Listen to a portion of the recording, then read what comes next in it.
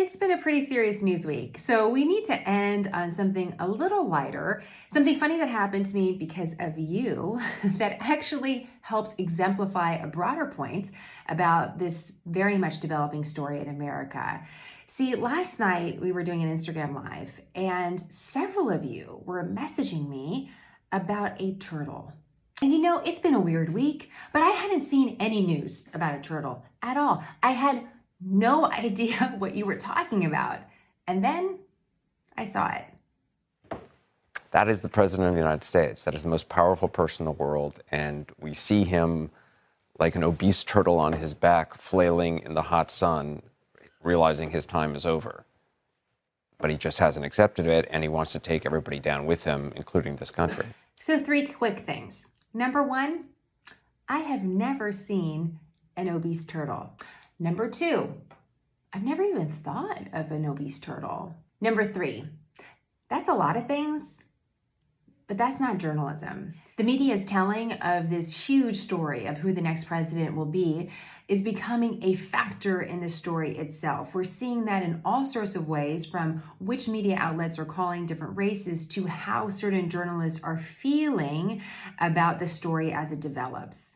At times, journalists are actually becoming part of the story instead of focusing on reporting on it. And what we're seeing is that some of the problems that SmartHER News wants to solve are in Technicolor this week. Some of you have asked questions about our coverage and how we make certain editorial calls. So I thought, let's just take a moment to talk a little bit about that today.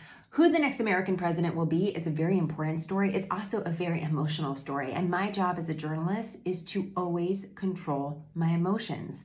Imagine if you went into a doctor's office and you were awaiting results, and the doctor walks in and says, have you seen, this is crazy. You're never gonna make it. You would never go back to that doctor again. Journalists are delivering information that is just as critical.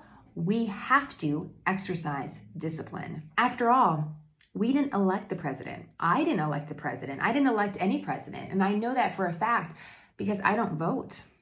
That's a controversial thing in journalism. And there's 2 different camps to this. There are those that believe that journalists should vote and be able to keep their emotions in check. And there are those that believe that if you are constantly covering someone in elected office, it's better just to remove any temptation that could tilt you in one direction or the other. And that's what I choose to do. I believe in exercising our right to vote as Americans. I believe in serving the American political system. And this, being a journalist, is my public service. So that sort of detachment is really important to me, not just as a journalist who's been practicing for more than 15 years, but now as the head of a media organization. I hope that we are going to grow SmartHER News into a huge group that will be able to serve you best. And there's no way that I would try to influence other journalists to do the same as me, but I am the leader of this group, and this is my choice, because I never want you to think behind the scenes I'm putting a tally on one side or the other. One thing that does make SmartHER News different is that we made a decision a long time ago, what seems like a very small decision that has really big consequences. And it's how we actually handle the presidency of the United States. We decided that we will never, ever refer to a president by his last name or her last name someday. We're not in a baseball field somewhere, yelling out last names. This is the presidency of the United States. We show respect for those in office, and just that simple move instantly elevates the conversation. We are making decisions like that because we want to show respect. Respect to elected offices, respect for the country, but most importantly, respect for you.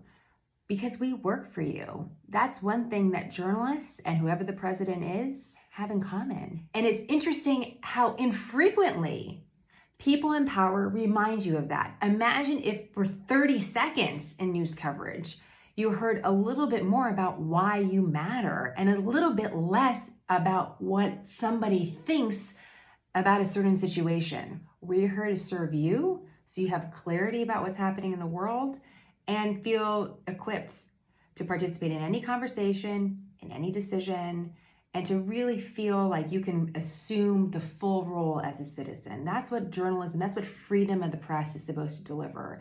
And that's our goal. It's a privilege to serve you.